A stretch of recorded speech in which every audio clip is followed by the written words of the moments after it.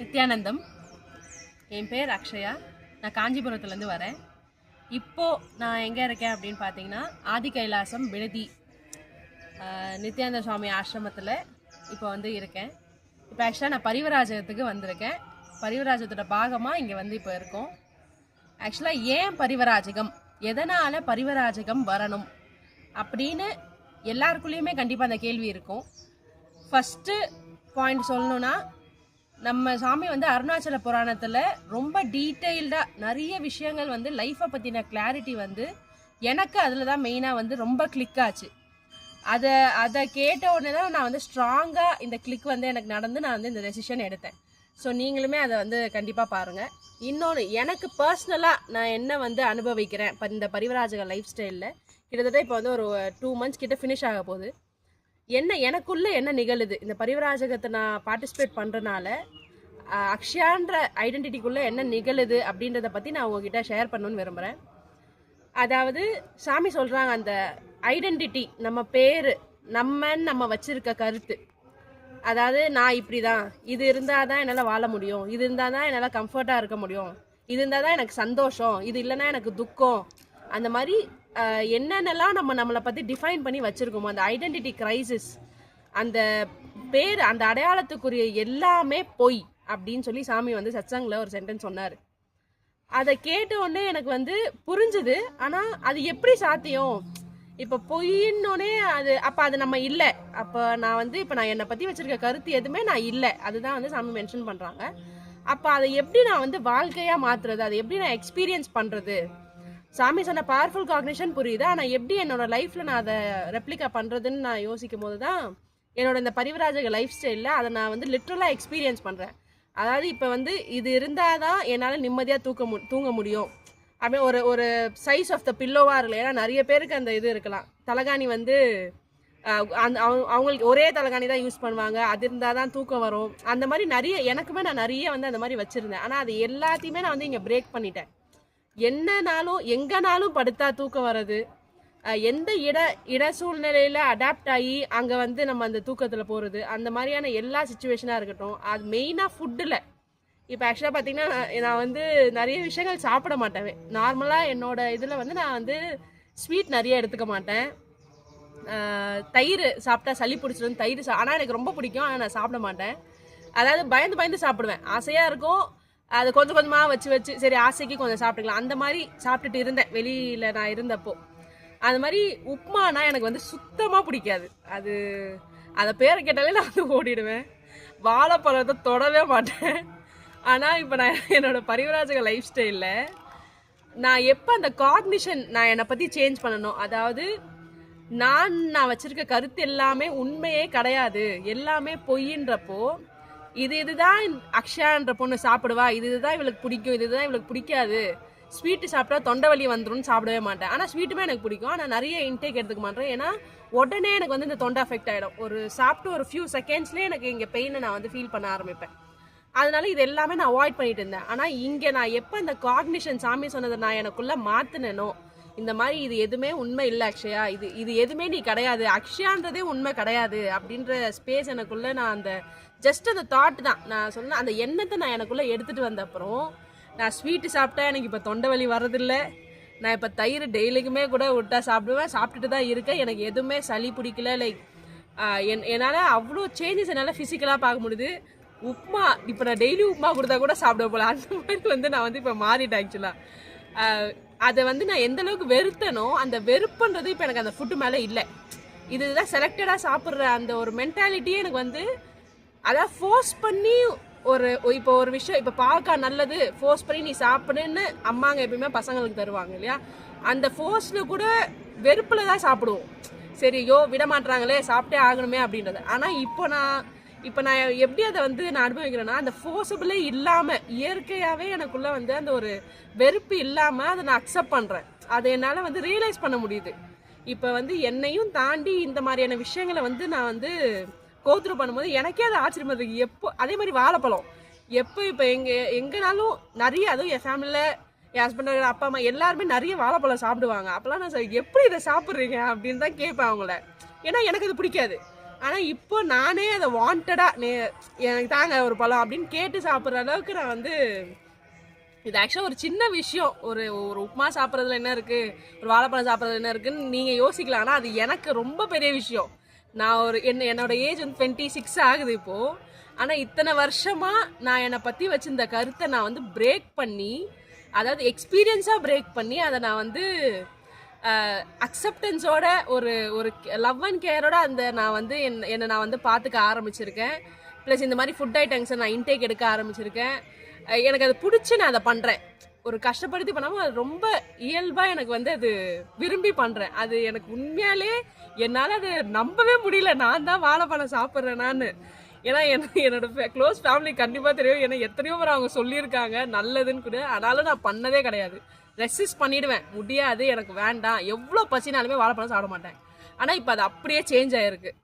அது எப்படின்னா நேச்சுரல் சேஞ்சாக நடந்திருக்கு. அதுதான் அது வந்து எப்படி சாமியோட ஒரு பவர்ஃபுல் காக்னிஷன் நம்ம லைஃப்பில் ஜஸ்ட் அந்த தாட்டை நமக்குள்ளே எடுத்துகிட்டு வரும் போது நம்ம பாடி எப்படி அதுக்கு ரியாக்ட் ஆகி இயல்பாக அது மாறி இருக்கு அப்படின்றத ரியலைஸ் பண்ணும் போதே அவ்வளோ ஒரு ஹாப்பியாக இருக்குது.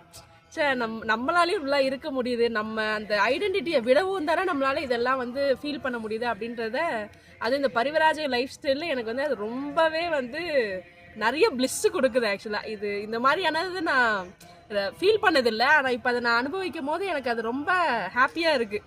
நான் என்னை இவ்வளோ சேஞ்ச் பண்ணியிருக்கேன் அப்படின்றது.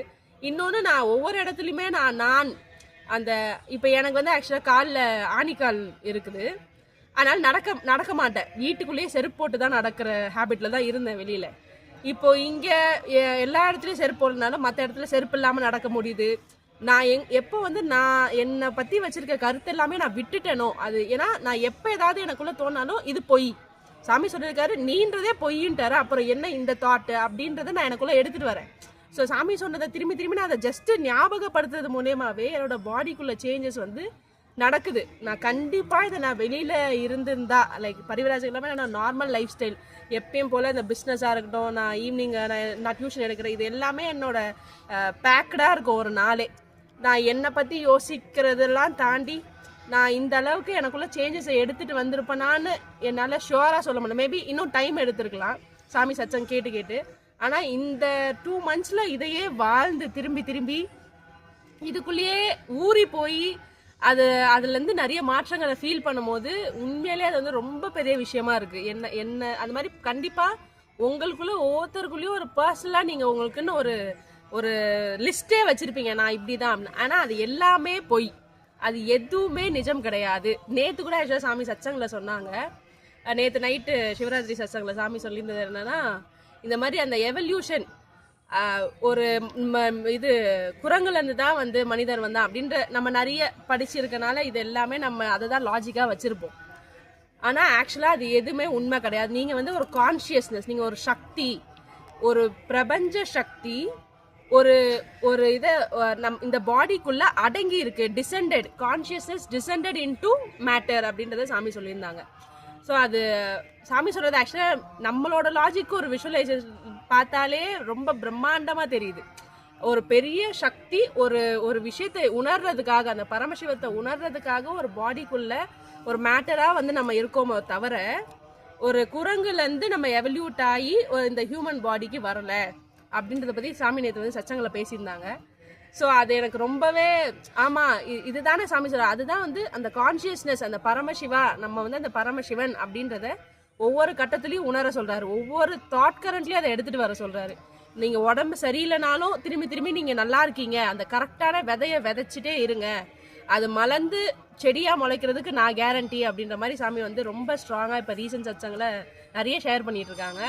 ஸோ அது எல்லாமே வேர்ட்ஸாக மட்டும் கேட்காம அதை லைஃப்பில் அப்ளை பண்ணி அதை அனுபூதியாக மாற்றிக்கிறதுக்குரிய ஒரே இடமா நான் இந்த பரிவராஜக லைஃப் ஸ்டைலை நான் பர்சனலாக பார்க்குறேன். எனக்குள்ளே அந்த மாதிரி தான் சேஞ்சஸ் வந்து நிறைய நடக்குது. அது மட்டும் இல்லாமல் இந்த மெயினாக சாமி சொல்கிறாங்க இல்லையா, அந்த ஜென்சி கிட்ஸ், அவங்க ஈவன் என்னோட ஸ்கூல் ஜோனாக இருக்கட்டும், காலேஜ் ஜோன், நான் படித்து வந்த கடந்து வந்த என்னோட கிளாஸ்மேட்ஸு, காலேஜ் மேட்ஸ் எல்லாருமே நிறைய விஷயங்களில் வந்து லாக் ஆகிட்டு, ஈவன் இந்த இன்ஃபேக்சுவேஷன், லவ், இந்த மாதிரியான விஷயங்களை வந்து லாக் ஆகிட்டு பிரேக்கப் ஆகிறது, இதை பற்றின விஷயங்களையே அவங்களுக்குள்ள மண்டையில் போட்டு டிப்ரெஷனில் போய் ஆக்சுவலாக ஒரு ஒரு சின்ன விஷயத்த, அதாவது இதை விட்டு வெளியில் வந்து பார்க்கும் போது தான் தெரியுது உலகம் எவ்வளோ பெருசு, எவ்வளோ விஷயங்கள் இருக்குது நம்ம பார்க்க வேண்டியது. நம்ம அந்த ஒரு சின்ன தாட் கரண்ட்லேயே ஸ்டாப் ஆகிட்டு அதுக்குள்ளேயே அடங்கி போய் எனக்கு லைஃபே வெறுத்துட்டேன், நான் எனக்கு எதுவுமே கிடையாது, நான் விட்டா செத்துருவேன், அந்த மாதிரிலாம் நிறைய பேர் பேசிலாம் நான் கேட்டிருக்கேன். ஆனால் அப்படிலாம் பேசுகிறவங்களுக்கு, அந்த மாதிரி தாட் கரண்ட்ஸில் இருக்கவங்களுக்கு நான் ஸ்பெசிஃபிக்காக குறிப்பிட்டு சொல்கிறேன், லைஃப் ரொம்ப ரொம்ப பெருசு. அதாவது உலகம், இந்த வேர்ல்டு வந்து பார்த்தீங்கன்னா அவ்வளோ விஷயத்தை எக்ஸ்ப்ளோர் பண்ணுறதுக்கு இருக்குது நிறைய. அதாவது இப்போ ஒவ்வொரு இடமா நாங்கள் இப்போ பார்த்துட்டு வரோம், ரொம்ப பிரமிப்பாக இருக்குது. ஈவன் ஃபோன்லலாம் கூட இதெல்லாம் நான் பார்த்ததே, நிறைய ஃபோன் யூஸ் பண்ணுறோம், எல்லாமே பார்க்குறோம். நான் இந்த மாதிரி டெம்பிள்ஸ் இருக்கிறதோ சரி, இல்லை மடங்களோ, இல்லை இந்த மாதிரி நிறைய ஹிந்து மிஷன்ஸ் இருக்கிறது எதுவுமே தெரியாது. அதை அட்ராக்டும் பண்ணதில்லை, அதை பற்றி பார்த்ததும் இல்லை. இப்போ ஒவ்வொரு விஷயங்களை பார்த்துட்டு வரும்போது எப்படிலாம் வாழ்ந்துட்டு இருக்காங்க, எப்படி ஹிந்துசத்தை வந்து இவ்வளோ நிலைநாட்டி வந்து நம்மளோட தர்மம் வந்து எப்படி இருக்குன்றத கற்றுக்குறோம். நிறைய புது புது விஷயங்களை கற்றுக்குறோம். ஆக்சுவலாக இங்கே ஒரு கிட்ட தான் இருந்தது ஒரு நரசிம்மர் கோயிலுக்கு. ஆக்சுவலாக ஒரு மலை மேலே போயிருந்தோம். அந்த மலை உச்சிலேருந்து பார்த்தா ஹோல் பெங்களூர் சிட்டியே தெரியும் போல், அந்த அளவுக்கு அவ்வளோ அந்த வியூவை பார்க்கும் போதே இதுதாண்டா லைஃப், எவ்வளோ நம்ம எக்ஸ்பீரியன்ஸ் பண்ணுறோம். அதை அவ்வளோ அந்த ஃப்ரெஷ் ஹேராக இருக்கட்டும், அங்கே போய் நிற்கும் போதே அது ஒரு சந்தோஷம். அது எப்படி எனக்கு வேர்ட்ஸில் போகிறதுன்னு தெரில. அந்தளவுக்கு ஒரு பெரிய ஒரு ஸ்பேஸை பார்க்குறோம்.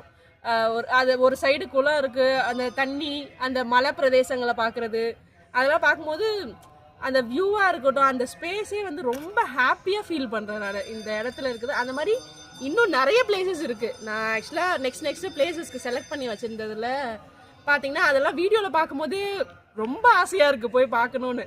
ஸோ இந்த மாதிரி ஒரு சின்ன உலகத்திலேயே வாழ்ந்துட்டுருக்கீங்க நீங்கள் எல்லாருமே. அதை விட்டுட்டு நீங்கள் எவ்வளோ கோடிக்கணக்கில் செலவு பண்ணி வீடு கட்டி அதில் எவ்வளோ லக்ஸுரி இருந்தாலும் கூட, லைக் எந்திரிச்ச உடனே எல்லாமே அவைலபிளாக இருக்கிற மாதிரி, லைக் கஷ்டமே படாமல் அந்த லைஃப்பை ரன் பண்ணுறீங்க, நல்லா லக்ஸூரியாக இருந்தால் கூட நீங்கள் இருக்கிறது ஒரு சின்ன குருவி கூடு தான் என்னை கேட்டால். ஏன்னா அதை விட்டு வெளியில் வரும்போது தான் தெரியுது இந்த உலகம் எவ்வளோ பெருசு, எவ்வளோ பறந்து இருக்கு, எவ்வளோ விஷயங்கள் வந்து பிரமிப்புக்குரிய எவ்வளோ விஷயங்களை வந்து நம்ம இன்னும் பார்க்காமே இருக்கோம். இந்த அதர் சைட் ஆஃப் த வேர்ல்டுன்னு சொல்லுவாங்களே, அந்த மாதிரி இருக்குது. இப்போது இந்த ஒவ்வொரு இடத்தையும் கடந்து போகிறதா இருக்கட்டும், எல்லா இடமுமே வந்து அப்படியே அதான் சொல்கிறேன், வேர்ட்ஸில் போட முடியல, அந்தளவுக்கு பிரம்மாண்டமாக வந்து இருக்குது ஒவ்வொரு இடமுமே. அங்கே இருக்க டெய்டிஸாக இருக்கட்டும், ஒவ்வொரு கோயிலில் இருக்குது அந்த மூலவரோட அழகு இருக்குது. எல்லாம் அந்த சண்முகா டெம்பிளுக்கு போயிருந்தோம் இப்போ ரீசெண்டாக. அவர் அந்த முருகரோட ஸ்மைலு, சாமி சொல்லுவாங்க ஆக்சுவலாக நீங்கள் எல்லாருமே டெய்டிஸோட கனெக்ட் பண்ணிக்க முடியும், நீங்கள் போகிற ஒவ்வொரு கோயிலுமே அந்த டெய்டிஸ் வந்து உங்கள்கிட்ட பேசுவாங்க, அவ்வளோ லைவ்லியாக அவங்களால கனெக்ட் பண்ணிக்க முடியும் என்னோட பக்தர்கள்ன்ற மாதிரி சாமி சொல்லியிருந்தாங்க ஒரு வாட்டி. அந்த மாதிரி கனெக்ட் பண்ண முடிஞ்சுது. அவர் அப்படியே லிட்ரலாக முருகர் நம்மளே பார்த்து சிரித்து பேசுகிற மாதிரியான ஒரு ஃபீலிங் கனெக்ஷனை ஃபீல் பண்ண முடியுது. ஸோ இதெல்லாம் கண்டிப்பாக வந்து நம்மளோட ரெகுலர் லைஃப் ஸ்டைல், அதுவுமே யாருக்கு சம்பாதிக்கிறோன்னே தெரியாமல் சம்பாரித்து ஏதாவது ஒரு கம்ஃபர்ட் ஜோனுக்காக ஏதாவது ஒரு பொருளை வாங்கி அதுக்கு இஎம்ஐ கட்டி, இதே மாதிரி சாமி சொன்னாங்க இல்லையா, பிடிக்காத சொந்தக்காரங்களுக்காக எல்லாத்தையும் வாங்கி வச்சு அந்த கௌரவம், நான் வந்து கௌரவமாக வாழ்கிறது என்னன்னா என்கிட்ட கார் இருக்குது, வீடு இருக்குது, இது மட்டும்தான்ற மாதிரி நினச்சிட்டு இருக்கோம். ஆக்சுவலாக அது எதுவுமே ஒன்றுமே கிடையாது என்னை கேட்டால். அதான் சொன்ன, எவ்வளோ கோடீஸ்வரர் எவ்வளோ பணம் இருந்தாலும் இதெல்லாம் நீங்கள் எக்ஸ்ப்ளோர் பண்ணாமல், இதெல்லாம் பார்க்காம, அது வந்து பெரிய லாஸ்ன்னு தான் நான் சொல்வேன். ஸோ கண்டிப்பாக நீங்கள் வந்து பரிவராஜகம் வர்றதுக்கு நிறைய ரீசன்ஸ் நீங்கள் வச்சுருக்கலாம். ஆனால் நான் எப்படி எனக்குள்ளே இது அனுபூதியாக மாறிச்சோ அந்த மாதிரி உங்களுக்குள்ளே கண்டிப்பாக உங்களுக்கு என்ன சாமி தரணுமோ அதை கண்டிப்பாக தருவார். ஸோ இதை மிஸ் பண்ணாதீங்க. எப்போனாலுமே நீங்கள் சாமி, அது வந்து ஒரு பெரிய பாக்கியம் தான். இப்போ தான் வந்து இங்கேருந்தா முடிக்கணுன்றத க்ளோஸே பண்ணல. பரிவராஜகம் வந்து தொடர்ந்து நடந்துகிட்டே இருக்க போது எல்லா இடங்களுக்கும் வந்து எப்போனாலும் யாருனாலும் ஜாயின் பண்ணலாம். யாருனாலும் இப்போ உங்களுக்கு அது ஒரு நெகட்டிவாக சொல்கிறதுன்னு இல்லை, ஒரு மெடிக்கல் எமர்ஜென்சி ஏதோ ஒன்று நடந்துருச்சு, நீங்கள் எவ்வளோ மில்லியன் கணக்கான பிஸ்னஸை ரன் பண்ணால் கூட உங்களால் உங்களோட ஃபிசிக்கலில் ஏதாவது ப்ராப்ளம்னா நீங்கள் அதை வீட்டில் இருந்து உங்கள் ஃபிசிக்கல் பாடியை தான் பார்க்க முடியும். நீங்கள் லைக் அது நீங்கள் இருந்தால் தான் அது நடக்கும் அப்படின்னு ஒரு தாட் கரண்ட் வச்சுருக்கீங்க இல்லையா, கிடையவே கிடையாது. நீங்கள் இல்லைனாலும் அதை நடத்த முடியும். அந்த டைம் எப்படி ஒரு மெடிக்கல் எமர்ஜென்சி, இது மாதிரி ஒரு உங்கள் உயிருக்கான ஒரு ஸ்பிரிச்சுவல் எமர்ஜென்சி மாதிரி தான் இந்த பரிவராஜக லைஃப் ஸ்டைல்ன்றது. கண்டிப்பாக உங்களோட அந்த இதுலேருந்து வெளியில வந்து அந்த உங்களோட அந்த குட்டி குருவி கூட்டுல இருந்து வெளியில வந்து இவ்வளோ பெரிய உலகத்தை பாருங்க. அது நம்ம எல்லாருமே சேர்ந்து பார்க்கலாம். ஸோ வந்து கண்டிப்பா ஜாயின் பண்ணுங்க. எங்கனாலும் எப்பனாலும் ஜாயின் பண்ணலாம்னு சொல்லியிருக்காரு. ஸோ இந்த ஆப்பர்ச்சுனிட்டியை மிஸ்ஸே பண்ணாதீங்க. யாருக்குமே இது எக்ஸெப்ஷனே கிடையாது. அந்த அளவுக்கு நான் வந்து இதை ரொம்ப வலியுறுத்தியே சொல்கிறேன். பரிவராஜகத்தை மிஸ்ஸே பண்ணாதீங்க. எப்போ முடியுதோ இல்லை முடிஞ்ச அளவுக்கு சீக்கிரமாக வந்து எங்களோட ஜாயின் பண்ணி இது எல்லாமே எல்லாரும் சேர்ந்து ஒன்றா என்ஜாய் பண்ணலாம். ஸோ நான் எல்லாரையுமே இந்த வீடியோ பார்க்குற எல்லாரையுமே பர்சனலாக இன்வைட் பண்ணுறேன். சாமியோட இந்த சாமி பிளெஸ்ஸிங்ஸில் கண்டிப்பாக இது எனக்கு இந்த ஸ்பேஸை சாமி கொடுத்த மாதிரி உங்கள் எல்லாருக்கும் கொடுக்கணும்னு பிரார்த்தனை பண்ணிக்கிறேன். ஸோ எல்லாருமே இந்த பரிவராஜத்தில் பார்ட்டிசிபேட் பண்ணுங்கள். பரமசிவசேனா ப்ரோக்ராம் வந்து இப்போது நெக்ஸ்ட் மந்த்லேருந்து விடுதியிலையும் நடக்க போகுதுன்னு சாமி சொல்லியிருக்காங்க. ஸோ அந்த ட்ரைனிங் செஷனை முடிச்சுட்டும் நீங்கள் வந்து ஜாயின் பண்ணலாம். இல்லை நீங்கள் அப்படியேனாலும் எங்களோட வந்து ஜாயின் பண்ணி நீங்கள் வந்து இதை வந்து எக்ஸ்ப்ளோர் பண்ணி ஹாப்பியாக எல்லாம் ஒன்றா வந்து இதை எக்ஸ்பீரியன்ஸ் பண்ணலாம். ஸோ எல்லாரும் கவனித்ததுக்கு ரொம்ப நன்றி. தேங்க்யூ நித்யானந்தம். பரிவ்ராஜக யாத்திரை 1 வருடத்தில் உங்கள் வாழ்க்கையை மாற்றிக்கொள்ள பதிவு செய்யுங்கள்.